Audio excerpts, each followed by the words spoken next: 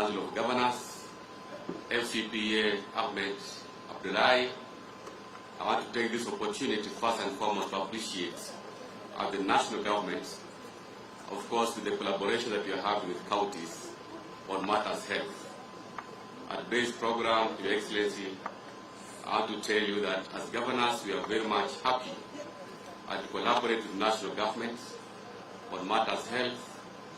Despite health being a devolved function, there are many areas of intervention that we are going to work together to make sure that we deliver for our people. The vehicles which we are receiving today will facilitate surveillance activities in the counties, and this is one of the areas we are going to collaborate with national governments just to make sure that our people get health services which are optimal. There are many areas of collaboration on matters SHA. I want to assure you that as governors, we have taken the forefront just to make sure that we deliver. And on this SHA, Your Excellency, the only area that we are trying to request the ministry headed by Honorable Dwale is to make sure that once the counties make payments for SHA, let our people get the services required. I'm aware most of the counties, we are now paying in advance. For example, for the month of April, we have already done the payments. We would like those services to be available to our people because SHA is the way to go, and that is the only way that we are going to transform the health sector. Others, on behalf of my colleagues, we want to say that we are very happy with what we are doing together to support the health sector. And I want to assure you that as governors, we are behind you so that we transform the people through various activities. On behalf of my colleagues, I want to say thank you, and you are ready to work with the administration to support the Kenya Kwanza manifesto of the bottom-up transformation agenda. Asanteni sana.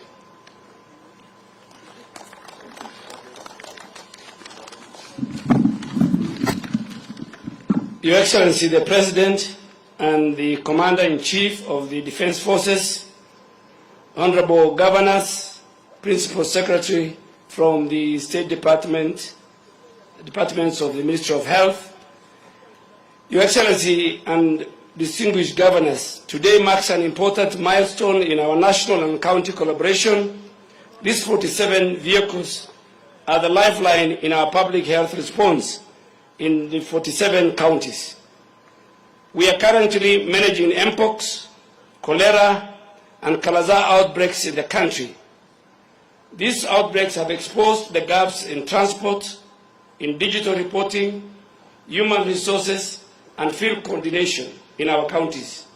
To address these gaps, we have operationalized the Kenya National Public Health Institute yesterday to strengthen the health emergency preparedness and the response ecosystem, and in line with the best global practice.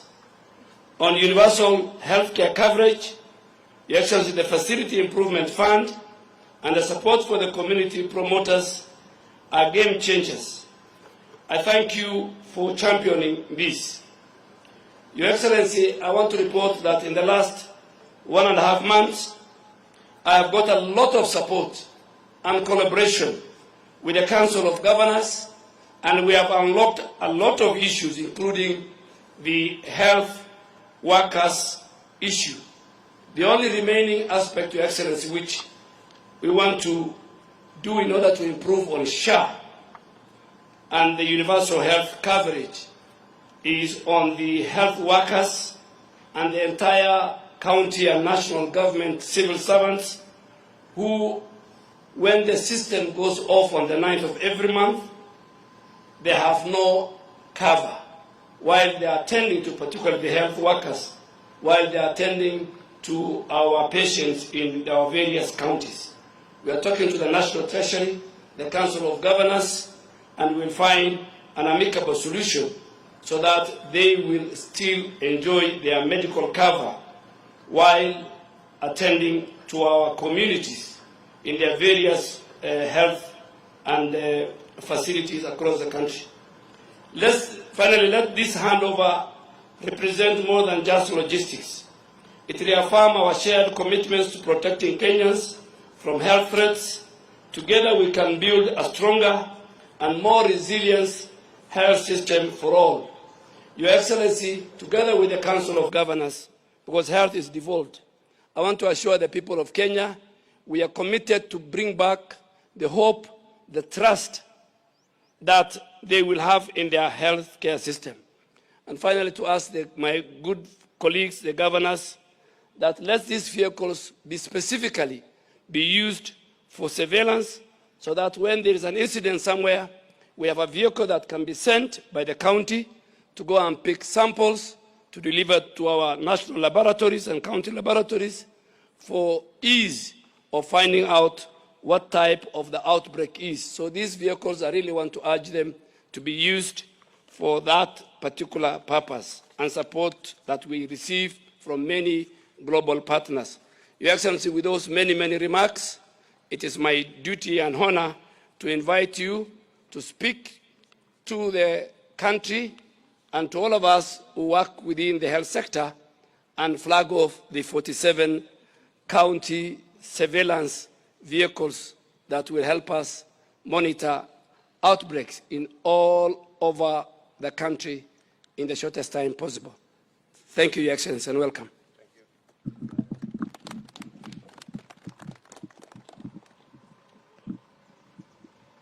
Thank you very much. Your Excellency, Governors, distinguished members,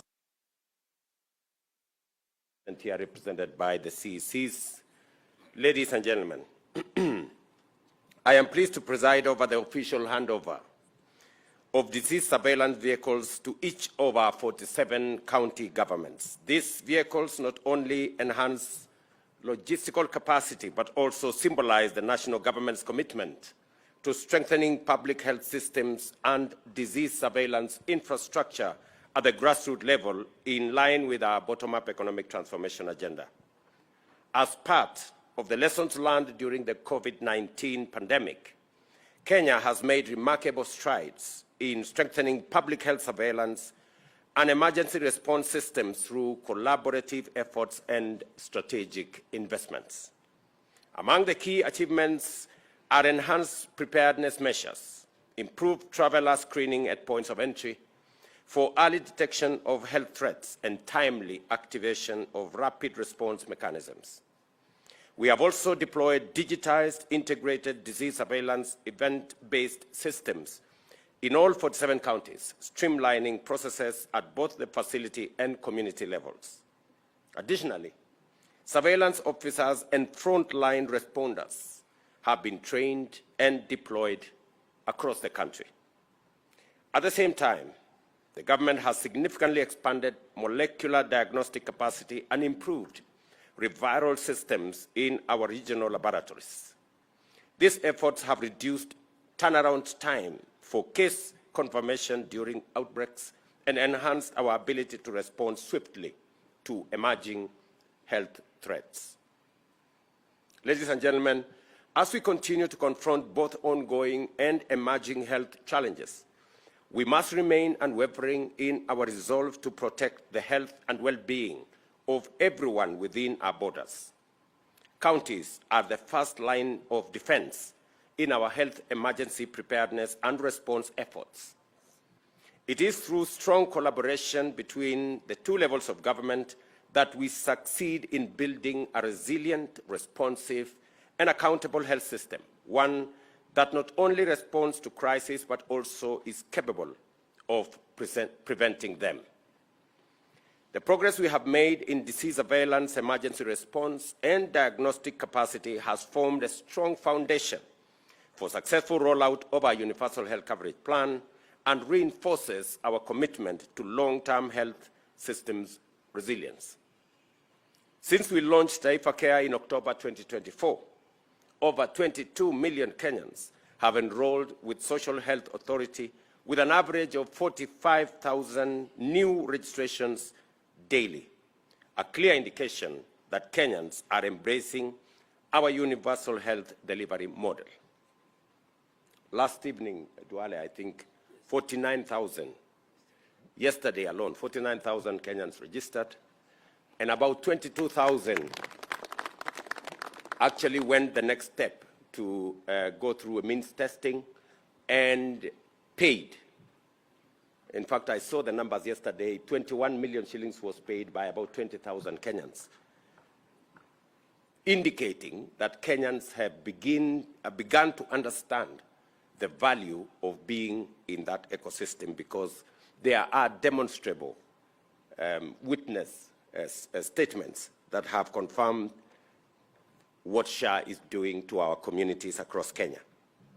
We have allocated sufficient resources to fully fund primary health care, ensuring all registered Kenyans can access primary health care services free, fully paid for by SHA.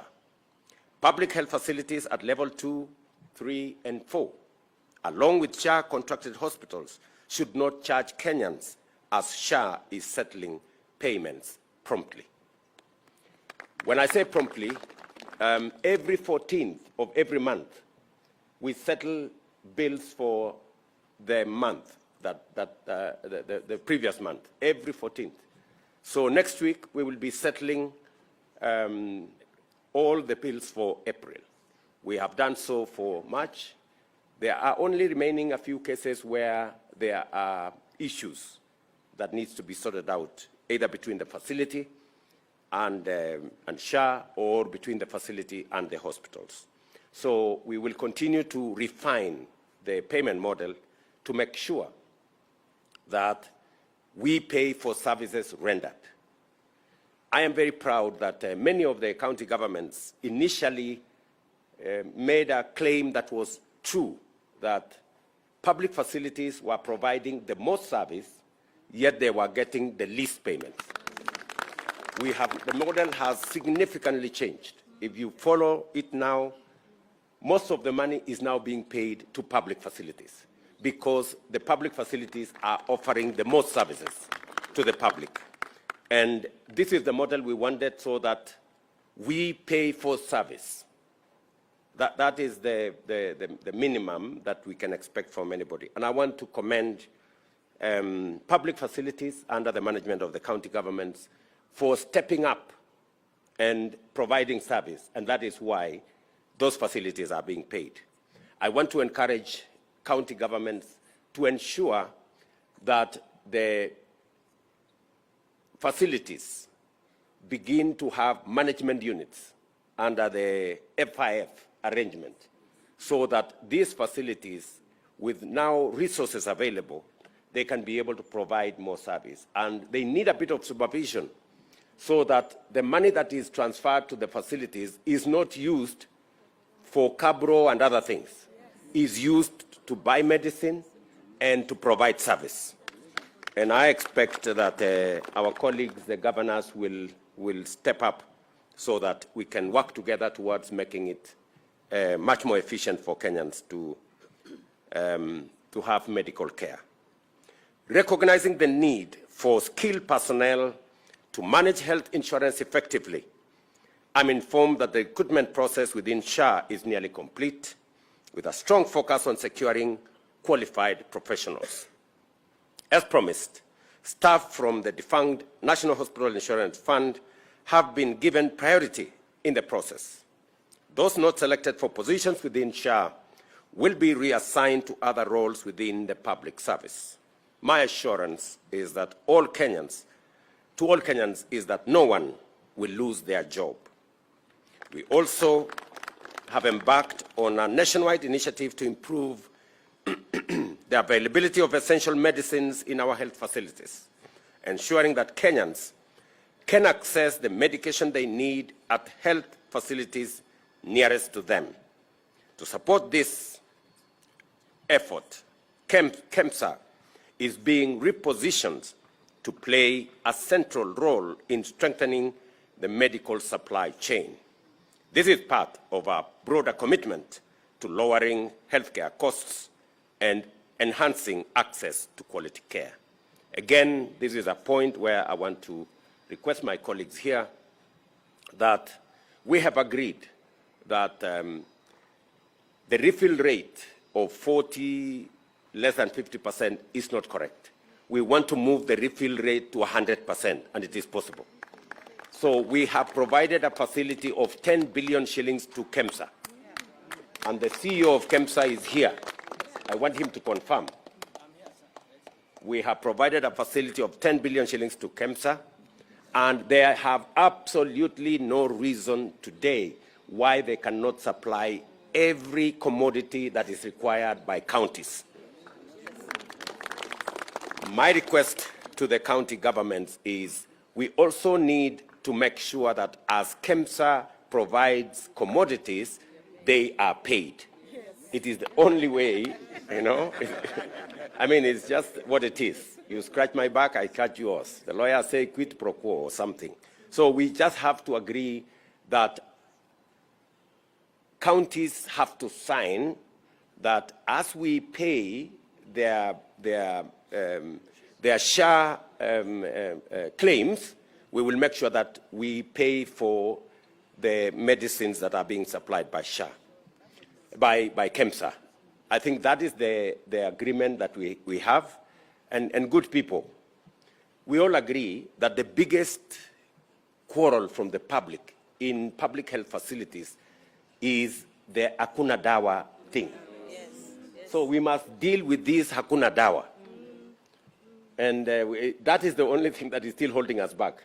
So this Hakuna Dawa thing, we must deal with it.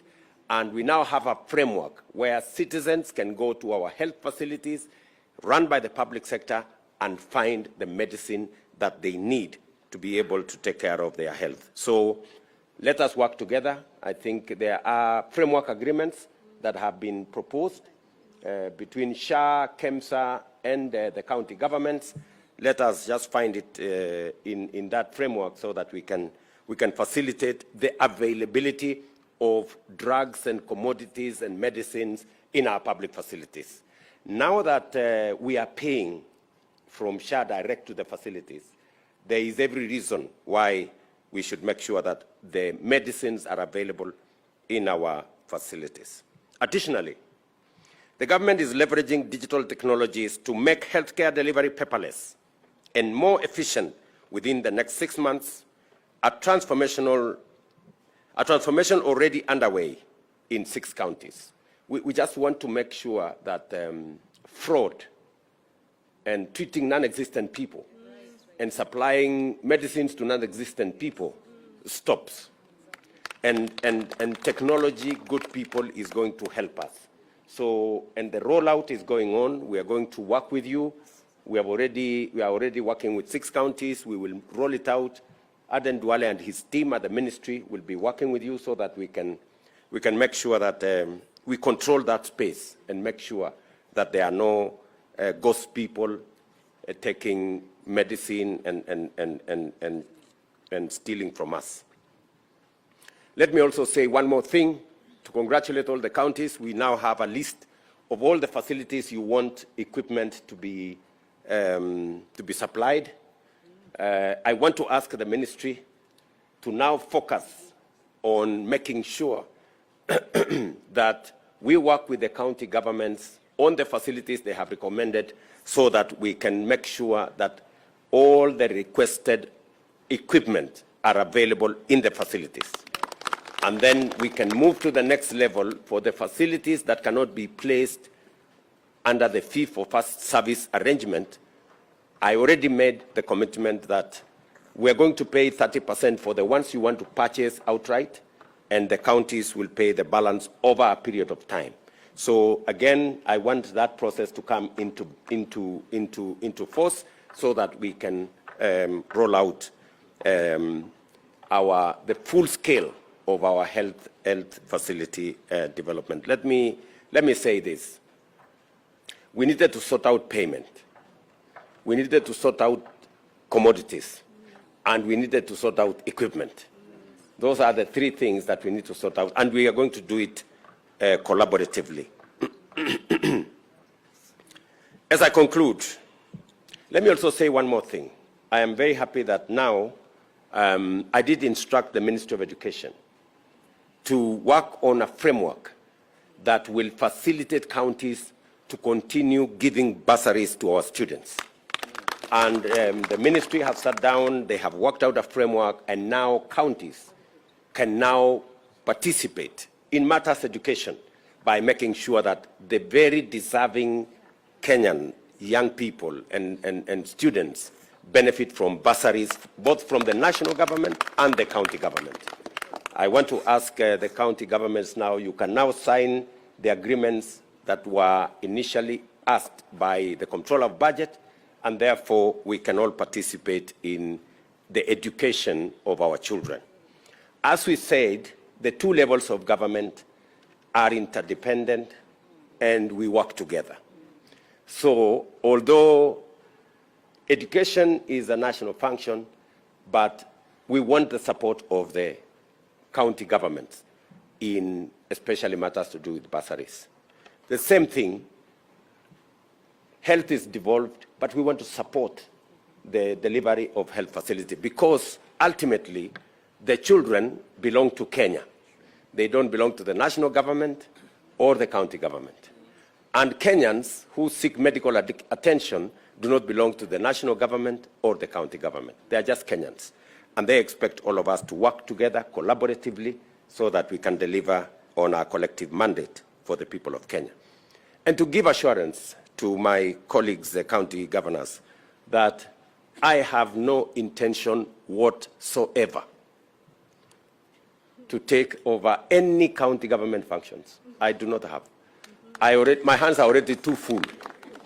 I have too many things to deal with. I can only play a supportive role in making sure that when counties succeed, Kenya succeeds. As I conclude, I urge all Kenyans to register with SHA. Let us move away from the burden of Harambes and the WhatsApp group fundraisers for medical bills. Together, we are building a sustainable, dignified healthcare system that serves everyone without discrimination. Thank you very much, and I'm very happy to work with you guys on making sure that we detect disease as early as we can by providing the infrastructure for surveillance, and to congratulate all of you for what you're doing in making sure that Kenyans are safe from wherever they are. Thank you very much. Thank you, Your Excellency. We will now request that His Excellency step forward for the flagging off, joined by the Cabinet Secretary.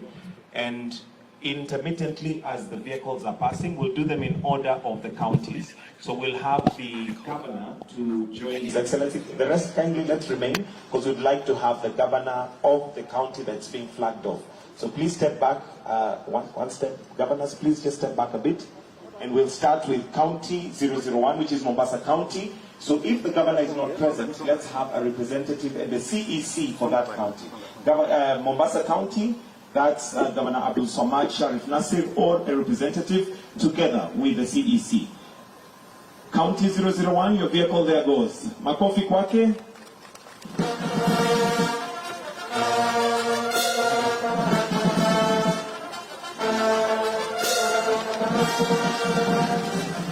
So the Governor can step out and have Kwale County. Kwale County.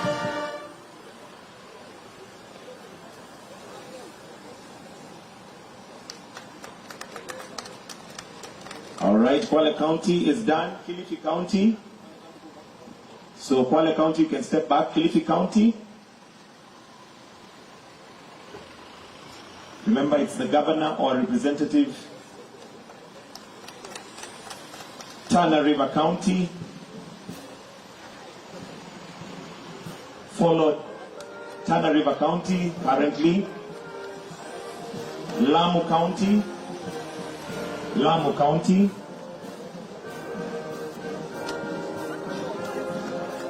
Taita Taveta County. Lamu, you may step back. Taita Taveta County.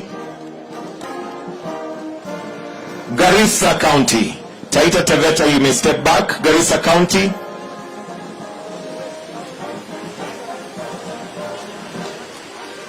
Wajir County. Garissa, you may step back, please. Wajir County.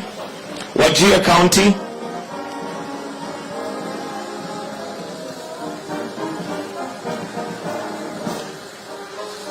Mandera County. Mandera. Mandera. Marsabit should be on standby. Mandera County. Thank you. Marsabit.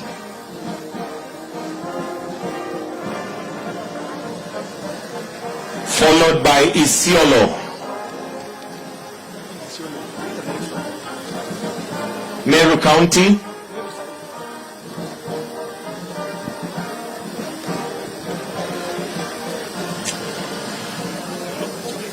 Meru County.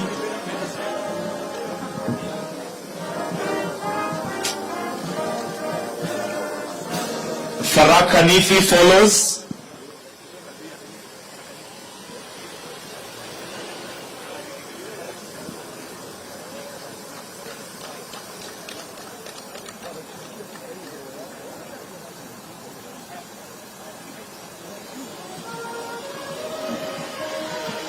That's Embu County. So following is Kitui County.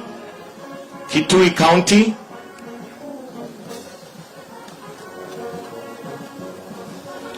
Followed by Machakos County. Machakos County. Then Makueni County now. Makueni.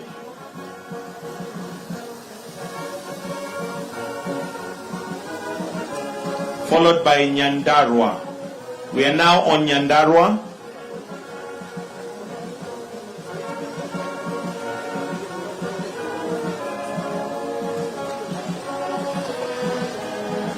Nyandarua followed by Nyeri County. Nyeri County.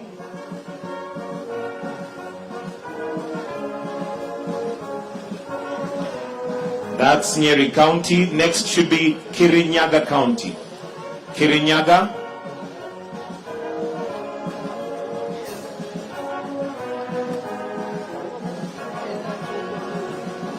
Then Murang'a County.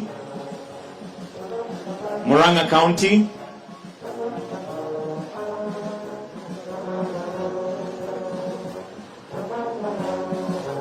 Followed by Kiambu County.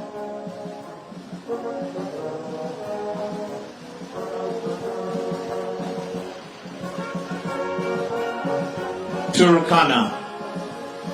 Turkana County.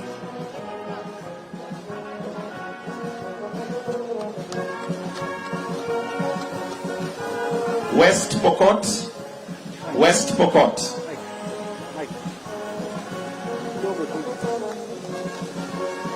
Samburu. Samburu County.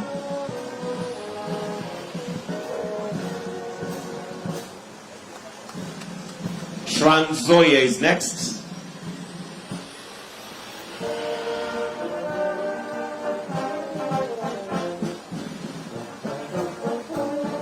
Trans Nzoia followed by Uasin Gishu. Uasin Gishu County.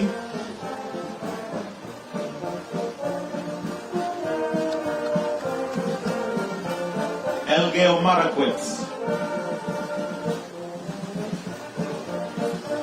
Elgeyo Marakwet. Nandi County.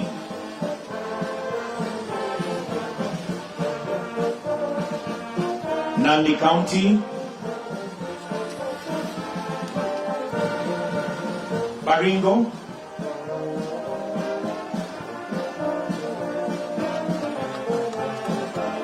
Laikipia. Laikipia. Laikipia County. Nakuru County.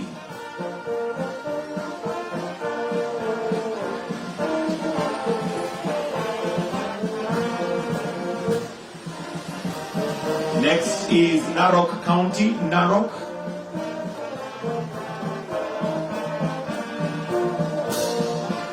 Kajiado.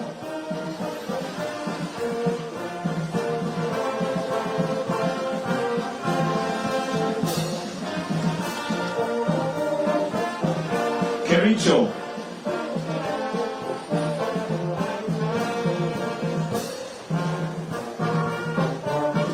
That's Kericho, followed by Bomet.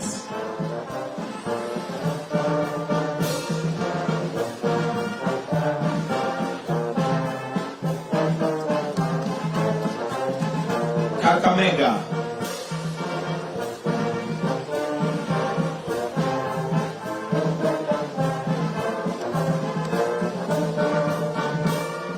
Vihiga. Vihiga County is next.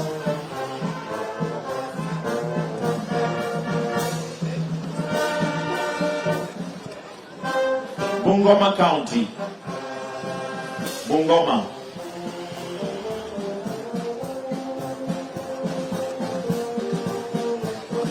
Busia County.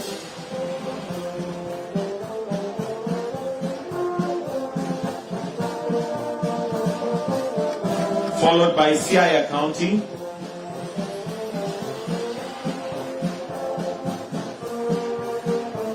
Siaya County. Followed by Kisumu County. Kisumu County. Homa Bay. Homa Bay.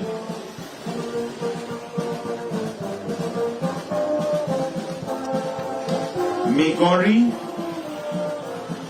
Migori County. Kisii. Kisii County. Kisii. Nyamira. Nyamira County. And the last one, Nairobi County.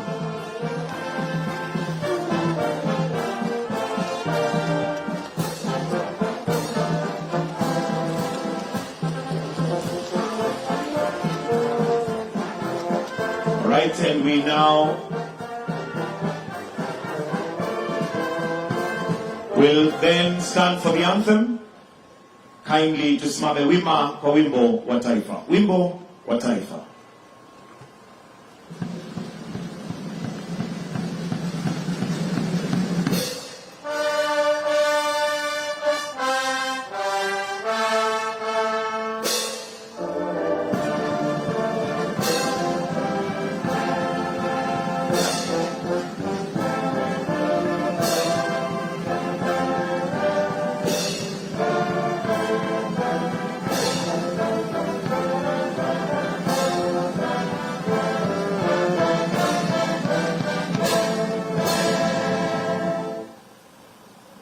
CECs to kindly remain behind and sign off the vehicles.